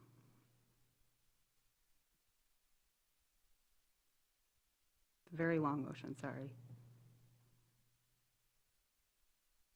I move that the mayor and city clerk execute a funding agreement with TART Trails articulating that it will provide $121,449 in funding for the TART Bayfront Improvement and Extension Project, with such agreement subject to approval as to its substance by the city manager and its form by the city attorney, and further that the mayor and city clerk execute a funding agreement with Traverse City Downtown Development Authority articulating that it will provide $200,000 in funding for the TART Bayfront Improvement and Extension Project, with such agreement subject to approval as to its substance by the city manager and to its form by the city attorney, and further that the mayor and the city clerk execute a unit prices contract not to exceed $1,073,469.05 for the construction of the TART Bayfront extension, and also that the city manager be authorized to manage a $68,503.95 contingency, with such contract subject to approval as to its substance by the city manager and its form by the city attorney, with funds to come from the Capital Improvements Fund 245, and further that the mayor and city clerk execute the necessary documents with the state of Michigan to accept a $500,000 revitalization and replacement grant for the TART Bayfront extension, with such documents subject to approval as to their substance by the city manager and their form by the city attorney, and finally that the mayor and city clerk execute an agreement to the amendment to the agreement with Progressive AE in the amount not to exceed $100,000 $925 authorized by the City Commission on April 18, 2022 for construction management services related to the TART Bayfront Extension, with funds to come from the Capital Projects Fund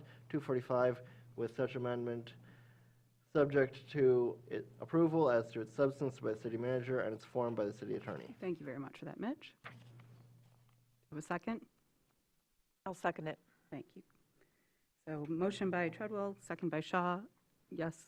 As I stated before, I would support this if we could get it up closer to a B+, but a disappointing C, I can't support it because we can do better and we should do better. Thank you, Commissioner Warner. Any other comments from other commissioners? Seeing none, we'll open this for, thank you for Julie and Chris for being up there. We'll open this now to public comment. So as they clear out, please feel free to approach the podium to make public comment, but there we go. Let's give them a moment here.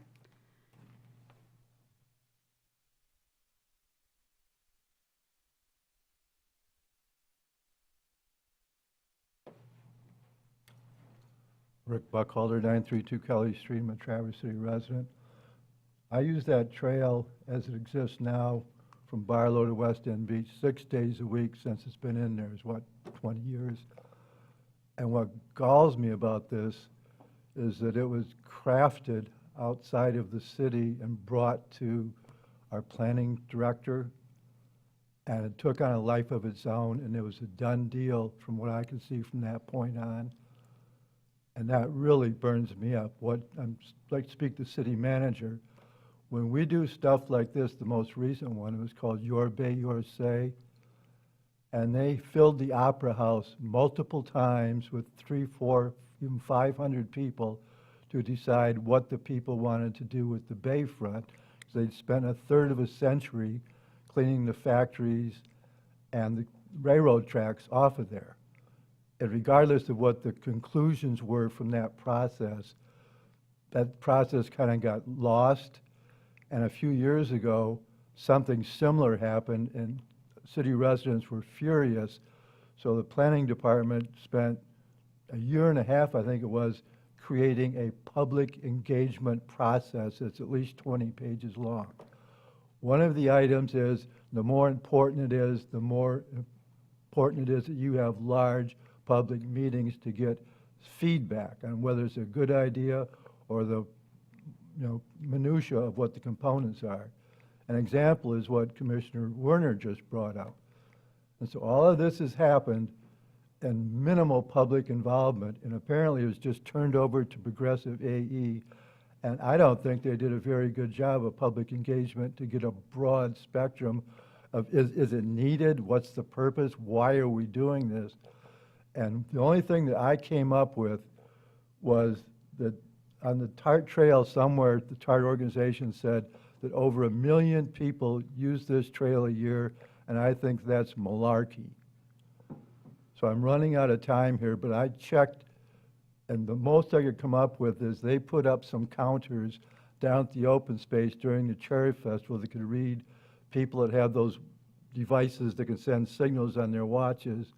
And with all the people walking back and forth across the table for 8 days, hundreds of thousands of people, they're just milling. They're not going east to west, they're just milling.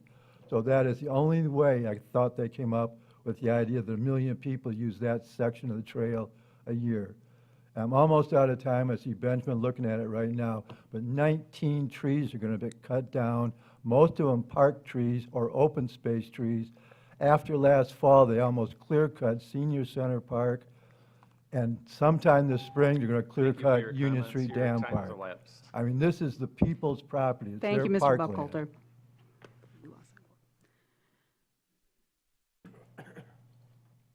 Hello, my name is Justin Reed, and I want to let you know that the fact when TART Trail does these things, they go ahead and have volunteers. They have a relevant staff that goes over the numbers. They're very much an important thing in the community. They do feedback sessions. They go ahead and there's some things that are outside of their scope that they can't control. They can go to MDOT and say, listen, MDOT, we want you to do this. And MDOT can say, no, we can't do that. Sorry. But, there is compromises to doing such things, but sometimes it's not going to be perfect. It's not going to be up to the standards. And an example is 8th Street. Everybody else is complaining and mocking that 8th Street was going to be a death trap, and that, the designs, that doesn't make people going to, there's going to be people that are going to, worst case scenario, there's going to be somebody's going to get ran over on 8th Street. And nobody has been, it's improved 8th Street with that design. And, it wasn't perfect, but it's more aesthetically pleasing. And the world did not end when the design and construction and everything else got done.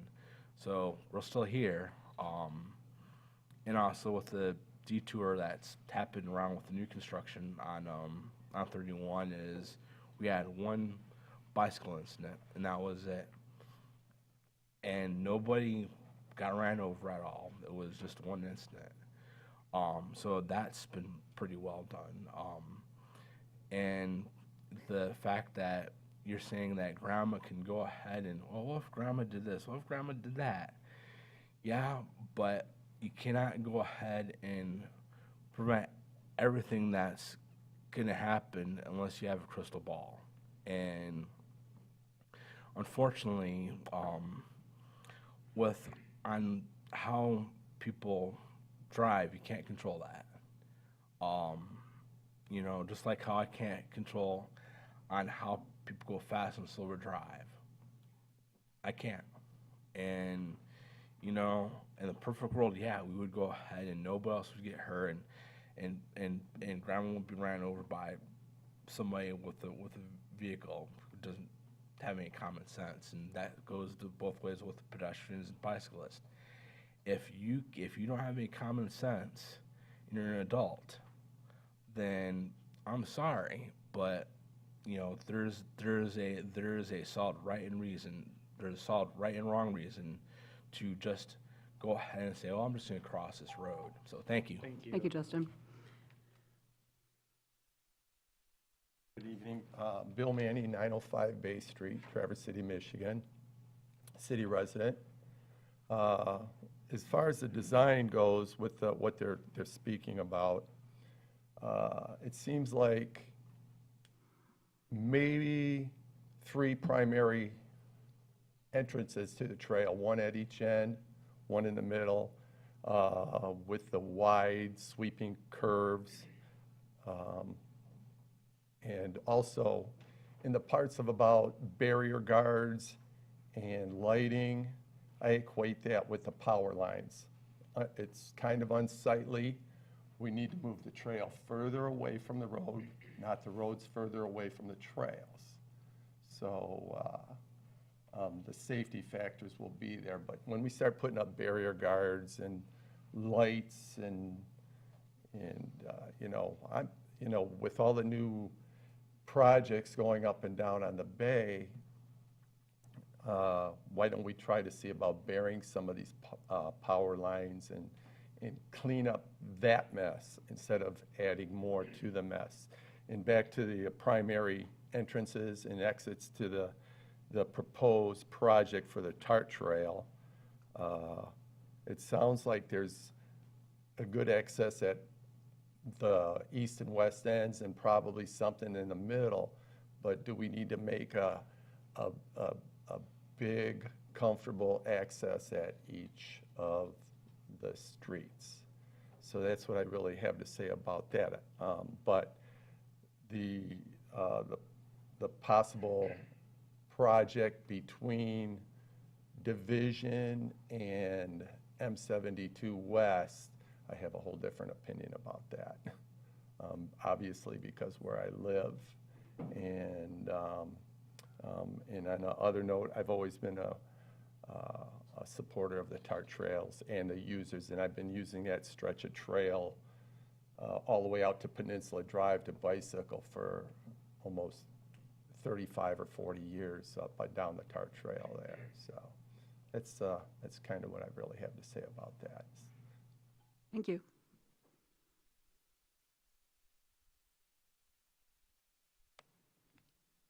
Ed Slosky, 109 East Front Street.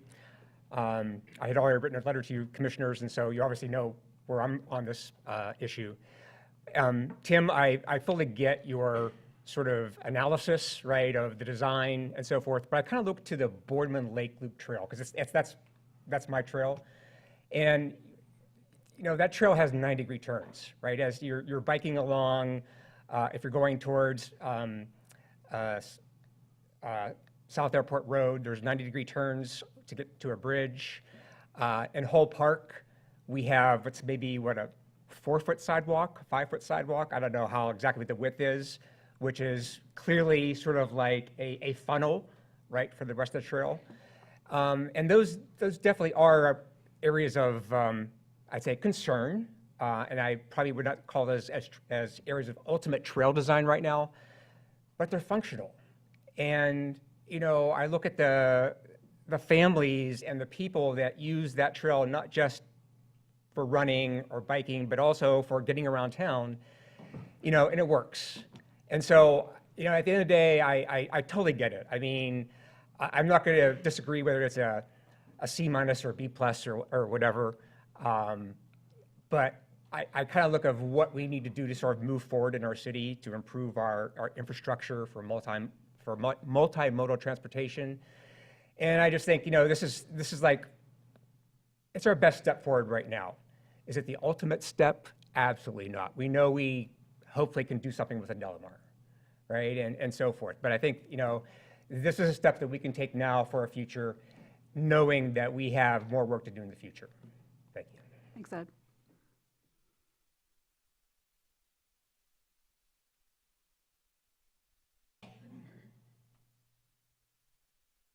Hello, I'm Doug Kimball, 523 North Spruce Street, Traverse City resident. And so, as I have said a few times here, I observe the trail and the parkway and the bay, breakfast, lunch, dinner, whenever I'm on the computer, morning, noon, night, and that trail has light use most of the year. Now, I'm not a trail opponent. I ride the trail quite a bit, rode it to get here tonight, and I've donated to it for years. So that's where I am on that. So the light use most of the year for the trail. The parkway is a truck route year-round. And the plan, this is for the western extension. The plan's going to bring that truck route closer to our homes, and that'll be every day forever. And I've been going around the neighborhood talking to people about this. I have right now 73 signatures of support for my letter. This, just to be clear, this motion is about the eastern expansion only. So that's what we're discussing on this motion. So you can, I'll let you finish, but please keep it brief because we are talking about this motion for this specific portion only. Okay, I just want to make my points before the final plan is made. So I have the 73 signatures of support. And the median there is 12 feet wide. And a narrow median would give the TART trail the extra width by the bay. And it would keep the truck route from coming closer to our homes. Just a narrower median. And so I understand that this 1947 agreement, as I understand it, city partners have control, or some control, over the design there. In our best interest, you know, the full-time tax-paying residents, because this is a quality of life issue for us. Truck traffic coming closer to our homes. But I'll end it there, and I'll just continue 3 minutes at a time till I'm done. But I want to give you these. I can take those. Thank you. I want to give it to the manager and the mayor. Yep. We'll have, Yes. Oh, thank okay, you. great. Thank you we have received those, thank you. Any other public comment? Again, we're specifically talking about the eastern portions right now. Okay, seeing none, we'll bring it back to a vote. All those in favor, say aye.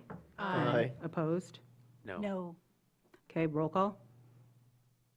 Excuse me. Okay, Commissioner Anderson, No. Commissioner Shaw, Yes. Commissioner Stanley, Yes. Commissioner Treadwell, Yes. Commissioner Werner, No. Mayor, That- Sh- Yeah, Mayor- I'm sorry. Mayor ahead. Shamro. Oh, yeah, yes, but did I count it wrong? The motion The failed. motion fails because that did require 5 votes, Right. so that, but it can be brought back, It correct? can. Okay. All right, next, moving on to item 3, consideration of entering into closed session to discuss the 47 Grandview Parkway Agreement, which is attorney-client protected. I would take a motion on this. I move that the city commission enter into closed session immediately following the public comment portion of the agenda to discuss an attorney-client communication in connection with the 1947 Grandview Parkway Agreement as authorized by MCL 15.268H. Support. Okay, got a motion from Anderson, second by Treadwell. Quick comment that's on this topic, 1947 agreement, as well as the topic we just finished, and the public comment that was made about the western portion, and that is that during meetings with MDOT, I was privileged to be part of that 2+ years ago. There were like weekly meetings. And to one of the public comments that was just made about why not move the highway away from the trail so there's more space for the trail, like from Murchie Bridge toward Park Street. And I pushed for that to eliminate or narrow the median that's currently there. Like, why have MDOT using essentially park space? Why not eliminate that median, allow the trail to be widened, and allow a little bit of space between the trail and the highway? But there was no support for that. And so that's part of what we've started to discuss as far as the western project for next year and the importance of this 1947 agreement. So again, this is a motion to go into closed session. All those in favor? Aye. Roll call. Yeah. Oh, sorry, it is a roll, thank you. It is a roll call, thank you. Commissioner Shaw, Yes. Commissioner Stanley, No. Commissioner Treadwell, Yes. Commissioner Werner, Yes. Commissioner Anderson, Yes. and Mayor Shamro. Yes. Okay, so that passes. So just to let everybody know, I know we have students here. We have one more agenda item we'll go through, and then we'll have a public comment. After that, we're going to go into closed session. There isn't going to be action taken. So at that point, we'll pause for a minute, and you guys can come up and get your signatures, and then we'll go into closed session, and then we will come back and close the meeting. But again, we're not anticipating any action, so at that point, kind of the business portion of the meeting will be over, so we'll take a moment, and you can come up to any of us up here and get your signatures at that point. So one more agenda item and some comment, and then we'll kind of wrap it up for what you all need your signatures for. So just wanted to give that quick update, and with that, we'll move on to new business, which is a request from Keene Technical Solutions for public encroachment on the alley. And I will hand that off to you, Liz. Thank you, Mayor Shamro. Yep, this is a unique situation. Michael Powers of Keene Technical Solutions has requested permission for an encroachment at 116 South Union Street over the alley right-of-way. The encroachment request is a result of the desire to construct a code-compliant landing and stairway to service an existing building at 116 South Union. The proposed encroachment would project 3¼ feet by 12 feet into the alley. The existing encroachment, which is a step, is approximately currently 1.8 feet by 10.5 and does not meet code. The new encroachment will increase the existing encroachment by approximately 1½ feet by 1½ feet. So typically, so the city engineer and city staff have reviewed the attached application. It's typically the city engineer's position to generally oppose encroachments that do not result in a public benefit. The encroachment will not result in a public benefit directly. However, the addition of a code-compliant entry will increase safety, and railings is a benefit to the current and future users of the building. So at this point, we would ask to approve the requested encroachment request. So we have an encroachment request for a safety issue, basically, for compliance. Does anybody have any questions on this? Go ahead, Jackie. I do. In looking at the drawings that were submitted, specifically the new construction that's expected for the second floor of this building, it appears that the reason for the request for the change in encroachment is connected with shifting of the entranceway and stairwell to access the second floor from the back of the building, which is on a parking lot side, to the side of the building, which is on the alleyway side. And I'd like to know more about the usage of that second floor that's planned. Mr. Powers? Yes, thank you. Yeah, so this is actually not a change of the entrance to the upstairs. This entrance has been in existence for over 100 years.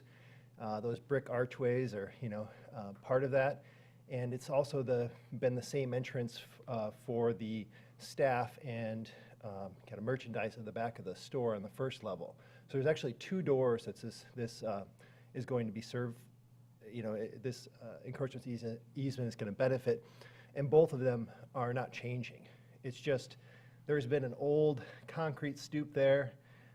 Maybe the road over time has actually come down in ways. There's been kind of speculation of why it is this way, but there's a very small concrete stoop that does not meet code, and what is happening is we're just renovating the second story, and so as a part of that, we have to bring that landing up to current codes. And, Yes. and so the indication on the plan that I think indicated closing of the primary access to the second floor on the back is not accurate? I think it's just that, I'm not sure who wrote that, it's just that if we don't have this, right now, those two doors will not have, they will not have the code-approved access, egress out those back doors. And could you tell us a little bit about the new construction that will be accessed through this entranceway off of the alley? I see That may have 4 been- bedrooms. May have been mischaracterized. It's not new construction. There was existing residential there on the second story, and it's just being renovated. So previously, there was residential on that upper story. As a part of the renovation, there will be residential on the second story. So no change there. It's a renovation, so there is a change of the configuration. But it was previously, a 3-bedroom, 2-bath unit. It's going to be a 4-bedroom, 1-bath unit, or a 3-bedroom, 1-bath unit. So it's changed, but it's there's consistent. No alteration to the exterior aside from the landing itself. Exactly. There's no alterations to the exterior as a part of this current plan, other than the landing, which is only an improvement to the code. So there is a small concrete stoop there now, but that stoop is maybe 30 by 15 inches, and we need it to be 36 inches deep.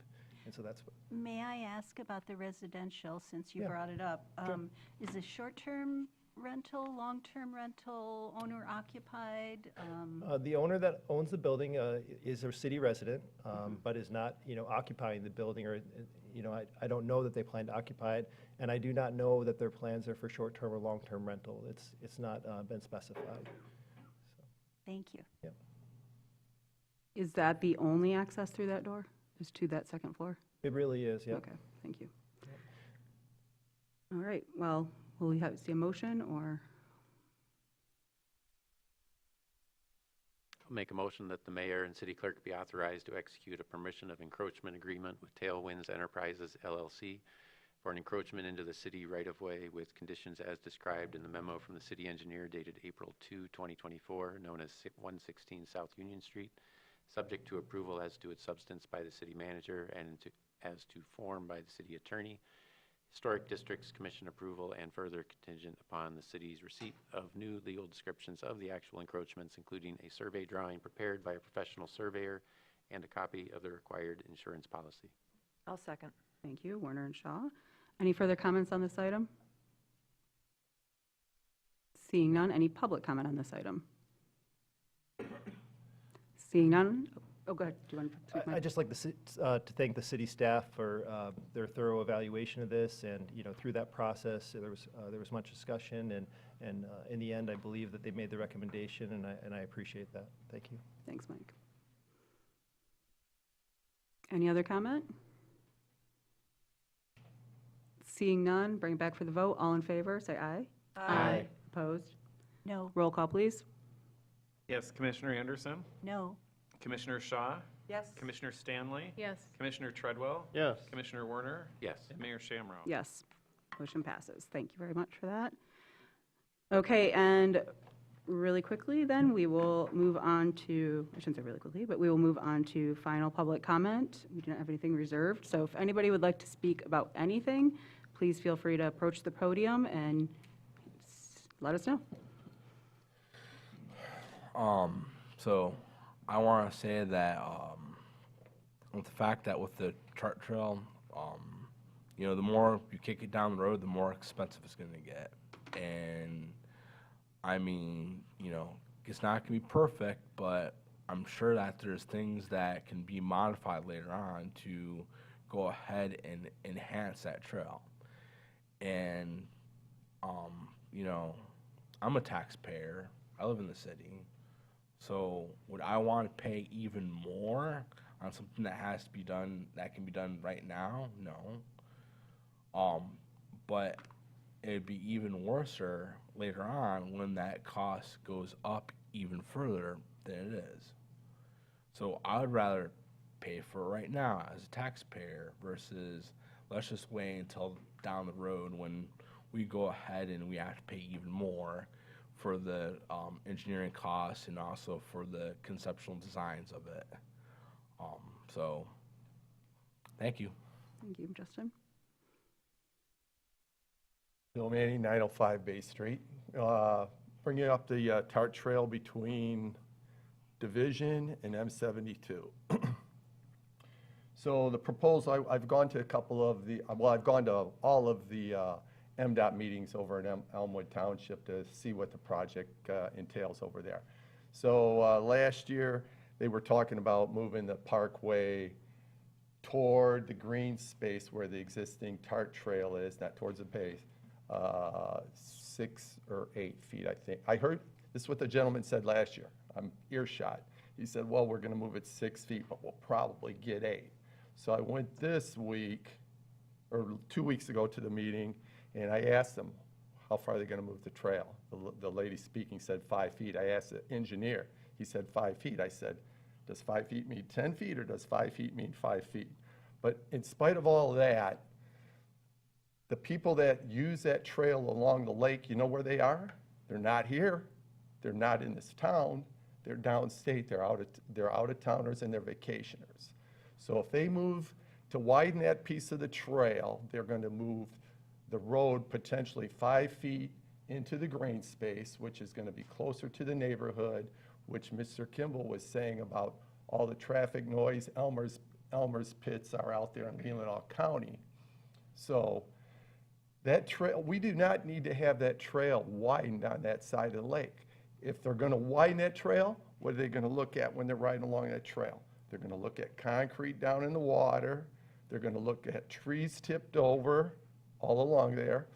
Is the city going to clean that up and make a good usable beachfront for the residents and people that will come here? I would think that's probably not the case. So that TART trail or that cement trail along the lake shore very rarely gets used. I sat in my house tonight watching it cross there, and I think I saw maybe a dozen people, but people with little children are not going to go on that side of the lake because you can't swim over there because of all the brush and the debris in the water, and the drains come out there. So if they want any trail at all to be widened over there, they just have to tighten up the median there that's in the middle of the road. They do not need to move the parkway closer to the neighborhoods and moving into that green space where there is already a very wonderful TART trail in place right there, which is going to have a hot crossing up by Tom's West Bay. It's a very adequate situation right now, other than the fact that we want to improve that trail on the Mr. other side Manning, of the thank lake you. for out-of-towners. Thank you for your comments. Any other general public comment at this time? Seeing none, any final comments from our commissioners? Seeing none, I just wanted to let everybody know two quick things before we go into closed session. One is that right now, there is a short-term regulation bill or act up for discussion in the House in committee, and this would kind of be looking at some funding for locals with short-term rentals. It's a package of bills. Right now, you can, I believe it's being put forward by Representative Fitzgerald, and we can all, I will send the email through Benjamin later, that we can all email to kind of put our comments out there. The public's welcome to as well. There's a link at the MML site, Michigan Municipal League. If you wanted to kind of voice some support as a whole, these are ones that would be good for us who see a lot of tourism, a lot of other areas like ourselves. Again, these are just in committee right now, so even if they make it through, there'll be more chances to weigh in, but getting a lot of support in committee can sometimes really help it to get out into the actual debates on the floor. So if anybody wants to participate in that, I'll be having Benjamin send something out. I literally just got the info before this meeting, so this is right after the meeting will be the first chance I'll have to share it with my fellow commissioners here. But I also wanted to let the public know in case they wanted to investigate that and weigh in as well. And then the other comment I wanted to make very quickly, since Commissioner Wilson is not able to be here right now, we don't usually have a meeting on the 5th Monday, which is what the 29th will be, but the 22nd, there were several schedule conflicts, one of which I know was Mayor Pro Tem Wilson was going to be joining some other members. I believe the tribe is sponsoring, or maybe it's not official sponsorship, but On Sacred Ground, which is a movie about the DAPL fight for Indigenous rights in North Dakota with the pipeline that was trying to go through there. We'll be playing at the State on the evening of the 22nd. So since we do not have a meeting, I would encourage everyone to attend that if they feel so inclined. But those are my final comments here. So I will go ahead and, I don't know, put us in suspension, closed session for this. But in the meantime, everybody can come up and get your signatures now. This will end any business portion of the meeting. We will not have anything to vote on when we come back. Hi. Good, how are you? We can all sign them. Anyone up here can sign, so.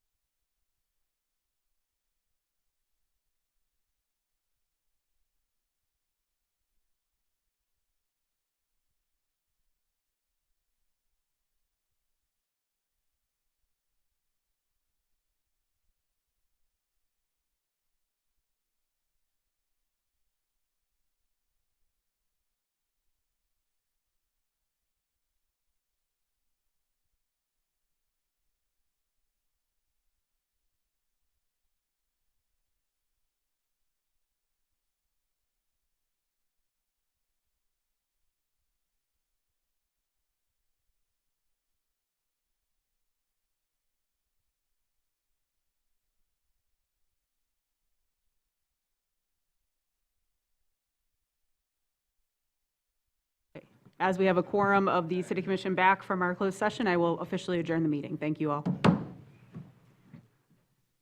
Thanks for sticking around, Jordan.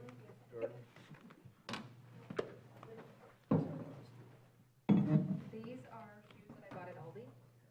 In the Isle Ooh, of Shame. nice. And I am a member of the Aldi Isle of Shame.